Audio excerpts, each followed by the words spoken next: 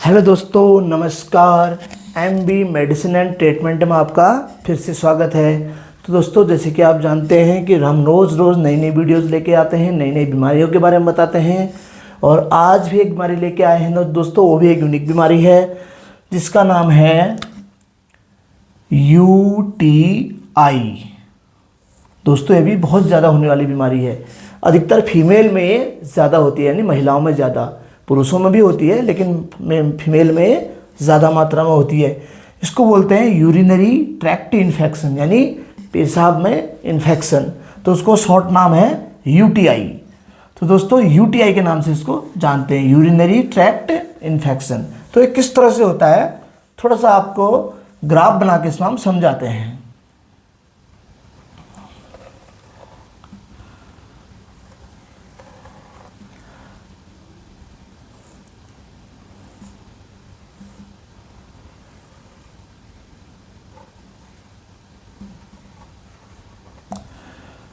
दोस्तों, ये है हमारी किडनी।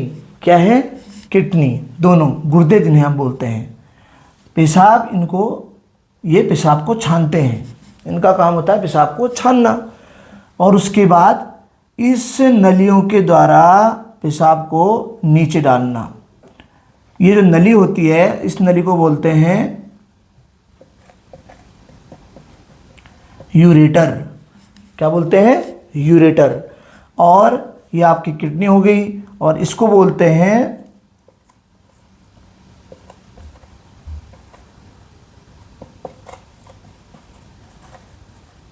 यूरिनरी ब्लैडर, यानी पेशाब की थैली। तो इसमें 400 से लेके 500 ml तक पानी पेशाब इकट्ठा होता है। उसके बाद हमें पेशाब लगती है, हम पेशाब करने जाते हैं, पेशाब कर लेते हैं। तो ये जो पेशाब का रास्ता होता है, यूरिनरी मतलब यूरियन से संबंधित। UTI का पूरा फुल फॉर्म बता रहा हूँ। यू का मतलब यूरिनरी यानी पेशाब से संबंधित, टी का मतलब ट्रैक्ट। ट्रैक यानी आपने बहुत बार सुना होगा, इस ट्रैक में मत जा, इस ट्रैक में मत जा। ट्रैक का मतलब होता है रास्ता, यानी रास्ते। तो पेशाब के रास्ता जो होता है, ये दो होते हैं जिन्हें हम यूरेटर कहते हैं। पेशाब के रास्ता यूरिनरी ट्रैक्ट। आई का मतलब होता है इन्फेक्शन। तो पूरा बन के क्या हो गया? UTI यानी यूरिनरी ट्रैक्ट इन्फेक्शन। तो जो ये दोस्तों, ये जो रास्ते होते हैं यूरेटर जिनको हम बोलते हैं, इनमें कहीं पर दाग, धब्बा, या कहीं पर इन्फेक्शन या कोई फोड़ा हो जाना, इस तरह से इनमें हो जाता है प्रॉब्लम। तो कुछ खान पान से भी हो जाता है। ये होता कैसे है? जैसे दूषित पानी पीने से, गरम मीट मसाला वगैरह कुछ खाने से, या अंडा मीट खा दिया, चटपटा सा कोई इस तरह से खाना खाने से, या फिर फूड पॉइजन की हो जाता है, किसी को गलत फूड खा दिए या बासी खाना खा दिया। तो इस तरह से खाने की वजह से ये यूरिनरी ट्रैक्ट इन्फेक्शन हो जाता है पेशाब में, जिसको हम बोलते हैं यूरिनरी ट्रैक्ट इन्फेक्शन। ये आपको ग्राफ बना के समझा दिया। अब दोस्तों, इसके सिम्टम बताते हैं, इसमें क्या होता है। इसमें सबसे ज़्यादा जाड़ा लग के फीवर आता है। जाड़ा लगेगा और बुखार आता है बहुत तेज।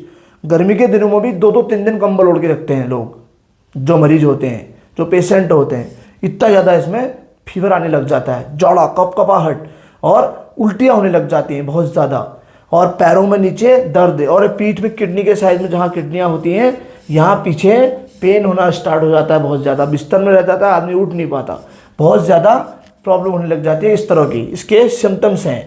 तो इसके लिए क्या करते हैं?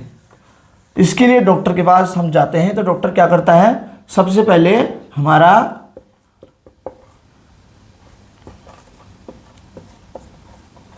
यूरिन रूटीन करता है। इसको बोलते हैं यूरिन रूटीन टेस्ट।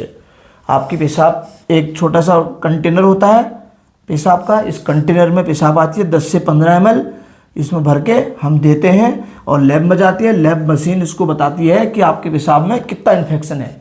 इन्फेक्शन इसमें 2 तरह से होता है, एक तो होता है नॉर्मल सा, एक होता है ज़्यादा। तो नॉर्मल इन्फेक्शन के लिए हमें ये वाला टेस्ट कराते हैं डॉक्टर। किसका? Urine routine. रूटीन मतलब रूटीन, यानी कि नॉर्मल सा टेस्ट। तो इसको कराने के बाद इसमें नीचे से पैरामीटर्स आते हैं यूरिन में, क्या क्या है, कितना पस आ रहा है, कहीं ब्लड तो नहीं आ रहा है, छोटा मोटा है इन्फेक्शन। तो कुछ दिन दवाई 2 या 3 दिन दे के आप ठीक हो जाते हैं। ठीक हो गया। तो ये हो गया पहला टेस्ट। दूसरा इसमें एक टेस्ट और होता है जब ये ज़्यादा बढ़ जाता है। अब पता चला कि भैया दाग बड़ा हो गया है, फीवर जा ही नहीं रहा है, पस बहुत ज़्यादा मात्रा में आ रहा है, ब्लड आ रहा है, उसके बाद सेल्स भी उसमें आने लग गए हैं, उसके बाद कैल्शियम ऑक्सोलेट टूट के आ रहे हैं, इस तरह का हो रहा है, कहीं स्टोन तो नहीं है। तो उस चीज़ को पता करने के लिए फिर एक इसमें टेस्ट और होता है, यूरिन कल्चर, इसको बोलते हैं यूरिन कल्चर। इसको जो अब समझ लो, अगर डॉक्टर ने आपका ये टेस्ट करा दिया तो आपको थोड़ा प्रॉब्लम ज़्यादा है। समझ गए दोस्तों? तो यूरिन कल्चर का मतलब होता है थोड़ा सा ज़्यादा इन्फेक्शन होना। तो यूरिन कल्चर इसलिए कराया जाता है कि आदमी की स्थिति को देख के, अगर आप डॉक्टर के पास जाओगे तो उससे इसे ही पता चल जाएगा कि इसका कल्चर कराना है या रूटीन कराना है। कभी कभी कोई क्या करते हैं, पहले रूटीन करा देते हैं, उन्हें पता चलता है कि रूटीन में ज़्यादा प्रॉब्लम आ रही है तो फिर वो कल्चर करा देते हैं। तो जो रूटीन होता है, यूरिन रूटीन, उसकी जो है रिपोर्ट 2 से 3 घंटे में आ जाती है मात्र। लेकिन जो कल्चर होता है, ये वाला यूरिन कल्चर, सेंसिटिविटी टेस्ट इसको भी कहते हैं, इसकी रिपोर्ट आती है 3 दिन में। 3 दिन में आती है। क्यों आती है 3 दिन में? इसका भी कारण है, क्योंकि दोस्तों यूरिन कल्चर एक ऐसा टेस्ट है, इसमें जो है आपका जो पेशाब है उसको लेके मशीन में जब डालेंगे तो मशीन क्या करेगी, उसमें एक एक जड़, एक एक कण कण तक जाएगी आपके अंदर कितना इन्फेक्शन है, और जो इन्फेक्शन है, जो बैक्टीरिया है, उसका नाम भी बता देगी। देखना कितना एडवांस टेक्नोलॉजी है, कितनी अच्छी मशीन है, उसका नाम भी बता देगी बैक्टीरिया का। अच्छा, दूसरी बात ये करेगी कि वो किस मेडिसिन से मरेगा वो बैक्टीरिया, वो भी बता देगी। जैसे उसने सिप्रोफ्लॉक्सासिन से मरना है एंटीबायोटिक, एमॉक्सिसिलिन से मरना है, सिफेट्रेक्सोन से मरना है, सिफोटॉक्सिन से मरना है, किस बैक्टीरिया से, उस बैक्टीरिया को किस एंटीबायोटिक से मरना है, वाला एंटीबायोटिक भी लिख के दे देती है। अब क्या रह गया भाई, दवाई भी लिख के दे दी और उसका नाम भी बता दिया, इस दवाई से मरेगा लिख दिया। लेकिन उसके आगे से जैसे वो 50 जो है या 30 जो है एंटीबायोटिकों के नाम लिख के दे देगा, 30 एंटीबायोटिकों के नाम, उनके आगे से लिखेगा सेंसिटिव और resistant, sensitive resistant, sensitive resistant, ऐसे ऐसे लिखेगा। तो जो सेंसिटिव होता है समझ लो वो वाला मेडिसिन आपको चलेगी, जो रेजिस्टेंट होगा समझ लो वाला मेडिसिन आपको नहीं चलेगी, मतलब उस वाले एंटीबायोटिक से आप ठीक नहीं होंगे। जो सेंसिटिव वाली है उससे आप ठीक होंगे। तो डॉक्टर को पता चल जाएगा।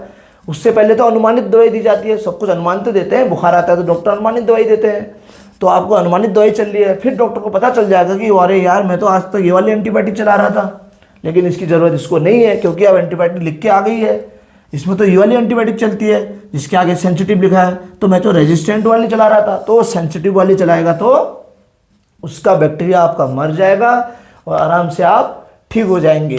अगर कल्चर किया तो उसको 7 से 8 दिन तक आपका इलाज चलता है, जिससे आपका बैक्टीरिया अच्छे से मर जाता है और आप क्लियर हो के ठीक हो जाते हो। ठीक है दोस्तों, ये था इसका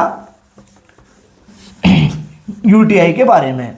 अब इसकी डाइट उटपटांग डाइट होती है। उटपटांग डाइट मतलब इसमें जो है सबसे पहले पानी जो है हमेशा उबाल के चलता है, उबला हुआ पानी। इसमें नॉर्मल पानी, जनरल पानी नहीं चलता, कहीं का भी पानी इसमें उबाल के चलता है। अब क्या खाना है, क्या खाना है, इसमें क्या क्या खाना है ये बताते हैं।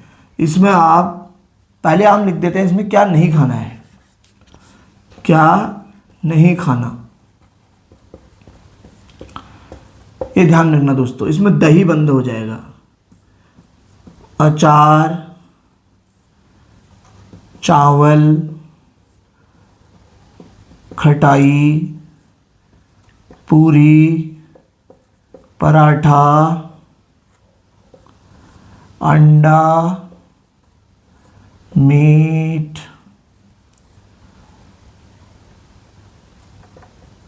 गोभी की सब्जी, ये चीज़ ध्यान रखना, मांस की दाल, ये चीज़ें बिल्कुल इसमें अवॉइड हो जाती हैं। सबसे मेन चीज़ इसमें है गरम मसाला। इसमें गरम मसाले का मतलब कोई भी मसाला नहीं चलता, कोई भी मिर्च नहीं चलती, ना लाल, ना हरी, ना नीली पीली, कोई भी। तो इसलिए दही, अचार, चावल, खटाई, पूरी पराठा, अंडा, मीट, गोभी की सब्जी, मांस की दाल, गरम मसाला इसमें बिल्कुल नहीं चलते। अब खाना क्या है? खाना है इसमें आपको नॉर्मल सा खाना होता है, मूंग की दाल, मूंग की दाल हो गई, उसके बाद दलिया, नारियल पानी,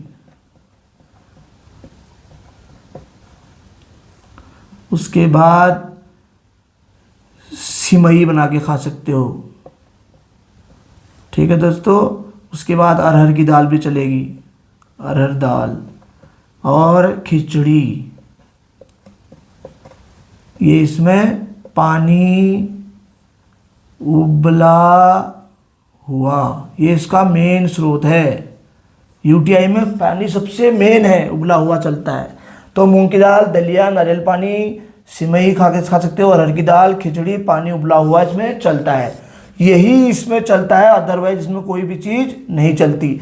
अब आप मूंग की दाल बनाओगे तो आप सोचोगे उसमें चटपटा बना दो, लेकिन नहीं, मूंग की दाल में सिर्फ नमक, हल्दी और धनिया पाउडर डालना है बस। उसके अलावा उसमें कोई भी चीज़, मसाले नहीं डलेंगे। उसके बाद दलिया भी वैसे ही बनाना है। एक दलिया आता है बाज़ार में, मैंने भी वो लिया है, वो दलिया वो प्रीपेड बनाया हुआ आता है, उसमें जो है मसाले वहीं से डले होते हैं, लेकिन उसको नहीं लेना है। आपको प्लेन दलिया लेना है, साबुत दलिया प्लेन, उसको अपने घर में बनाना है, नमकीन। उसमें भी नमक, हल्दी और जीरा डाल सकते हो या धनिया, वो दो वही चीज़ें डलेंगी। बाकी नारियल पानी आप पियो, सिमई खाओ, अरहर की दाल में भी वैसे ही पड़ेगा, खिचड़ी भी आप वैसे ही खाओगे, जिसमें हल्दी पड़ी होगी, नमक पड़ा होगा और जीरा पाउडर पड़ा होगा, धनिया होगा। अदरवाइज कोई मिर्च मसाला बिल्कुल बंद हो जाएगा, क्योंकि पेशाब का मामला है, अंदर पेशाब है भाई, अंदर पेशाब के अंदर गर्म चीज़ें डालोगे फिर जलन होगी। तो इसमें क्या होता है, जलन होती है बहुत ज़्यादा पेशाब में, पेशाब करने में बूद बूद बूद बूद जैसे पेशाब आती है, इस तरह का हो जाता है। और किसी की पेशाब में गंध यानी स्मेल भी आती है। लेडीज़ में ज़्यादा होता है, मेल में थोड़ा सा कम मात्रा में होता है, लेकिन होता बहुत है, सब में होता है होने को।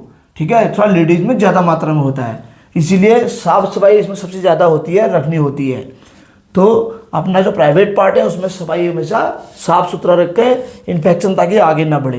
तो ये चीज़ें इसमें खाएं और ये चीज़ें बिल्कुल अवॉइड करनी है। अगर गलत तरीके से चलोगे तो मैं पहले भी कहता हूँ, इलाज जो है वो महीनों तक चले जाएगा। हमने ऐसे भी देखे 6-6 महीने तक अपना यूटीआई का इलाज करा, लेकिन अभी तक उनका इलाज प्रॉपर नहीं हो पाया। आखिर बात क्या है, ड्रिंक कर देना, अंडा मीट खा देना, मिर्च मसालेदार सब्जी खा देना, तो उसकी वजह से उनका यूटीआई इन्फेक्शन ठीक नहीं हो पाता। तो बाद में क्या होता है कि यूटीआई इन्फेक्शन बढ़ते बढ़ते वहाँ पर गांठ बनना स्टार्ट हो जाता है, फिर उसकी साइटोलॉजी टेस्ट होता है, या उसकी भी कैंसर के भी टेस्ट होते हैं, कई चीज़ें। मतलब ये है कि आदमी बहुत आगे तक पहुँच जाता है। इसलिए आपको अगर ठीक होना है तो आप ये चीज़ें बिल्कुल अवॉइड करें, इसको खाएँ और इसको ना खाएँ। MB मेडिसिन एंड ट्रीटमेंट में हम आपको यही जानकारी देते हैं। उसके बावजूद भी आपको कोई चीज़ पूछनी है, अगर कोई दिक्कत आ रही है तो आप हमें कॉल भी कर सकते हैं, हम आपको आराम से बता देंगे, व्हाट्सएप में भी हम आपको बता देंगे। ये चीज़ें आपको भरपूर मात्रा में लेनी है और ये चीज़ें आपको नहीं लेनी है। पानी इसमें कैसे पीना है, एक दिन में आप ध्यान रखें, एक दिन में 2 से 2.5 लीटर पेशाब आपको होनी चाहिए।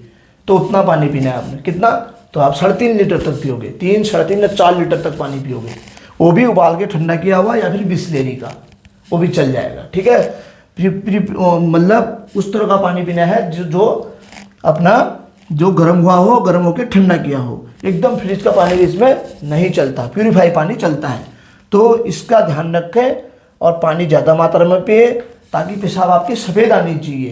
तो उससे आपका जो दाग होता है ना अंदर, तो दाग है या फोड़ा फुंसी जो भी है वो धुलेगा, सफाई होगी, तो कुछ दवाइयाँ काम करेंगी, तो ऑटोमेटिक आप ठीक हो जाओगे। इससे पहले मैं हमेशा बताते रहता हूँ कि 60% जो है वो मेडिसिन, वो परहेज काम करता है, 60% परहेज काम करता है और 40% दवा काम करती है। आप सोच लो, तो आप इस तरह से चलोगे तो 100% आपका जो यूटीआई इन्फेक्शन है वो हमेशा के लिए चला जाएगा। तो इसका स्क्रीनशॉट ले लें, आप इसको देख लें, यही चीज़ खाएं और ये चीज़ ना खाएं, हमेशा ये ध्यान रखें। अब फलों की बारी आती है, फलों में इसमें सब कुछ चलता है, ये नहीं कि ये फल बंद कर दूं, इसमें फल लगभग सारे चलते हैं, सिर्फ 2 फलों के अलावा।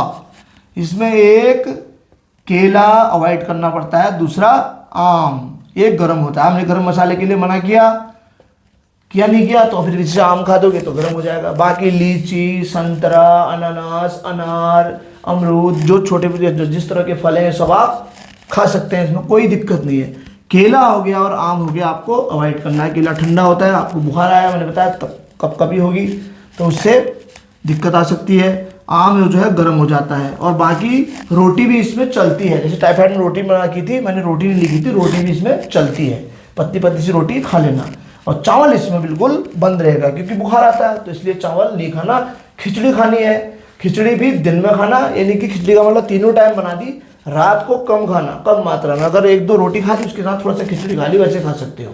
लगातार खिचड़ी ना खाएं, खिचड़ी आप दिन में खाएं, ठीक है दोस्तों। अगर रात को भी खाने का मन कर रहा है थोड़ा ले सकते हैं, लेकिन रोटी के साथ।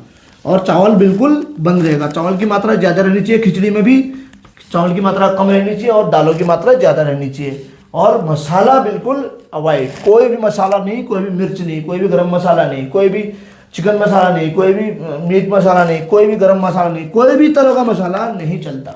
कुल मिलाकर बात यह है, ठीक है दोस्तों। इसीलिए हम इसको यूनिक चीज़ें बताते हैं। बहुत लोगों में ये प्रॉब्लम आती है, हमारे पास भी आते हैं 6-6 महीने तक मैं आपको बता रहा हूँ कि उनका इलाज नहीं हो पाता। उसकी वजह यही है, वो जो है परहेज नहीं करते। परहेज करेंगे तो आराम से यूटीआई इन्फेक्शन के बड़े बड़े इन्फेक्शन चले जाते हैं। तो सबसे ज़्यादा परहेज मेन काम आता है। तो परहेज करोगे दोस्तों तो 100% आप ठीक हो जाओगे। दोस्तों ये था यूटीआई का चैप्टर, यानी यूरिनरी ट्रैक्ट इन्फेक्शन के लिए। तो आप कल हम कोई और दूसरी बीमारी लेके आएंगे। अदरवाइज आपको कोई प्रॉब्लम है तो आप कॉल भी कर सकते हैं, हमारा नंबर आपके सामने है। एमबी मेडिसिन एंड ट्रीटमेंट को आप बहुत दूर दूर तक के वीडियो को फैलाएं, दूर दूर तक इस वीडियो को भेजें। जिनको प्रॉब्लम है उनको भी बताएं, लाइक करें, सब्सक्राइब करें, शेयर करें। दोस्तों हम आपकी आशा में लगे रहते हैं। और जो भी हमारे से गलती कभी स्पेलिंग ऊपर नीचे हो जाती है उसके लिए हम माफ़ी मांगते हैं। अगर पूछना कुछ होगा तो हमें भी आप कॉल कर सकते हैं, इसका आपको कोई चार्ज नहीं पड़ेगा, हम आपको बता देंगे। और जो भी आपको प्रॉब्लम है आप पूछ सकते हैं। तो आज का एक चैप्टर खत्म होता है यूटीआई का। कल हम एक दूसरी वीडियो लेके आएंगे कुछ नई बीमारी के साथ, तो हमारे साथ बने रहेंगे। तब तक के लिए नमस्कार, जय श्री कृष्णा, राधे राधे।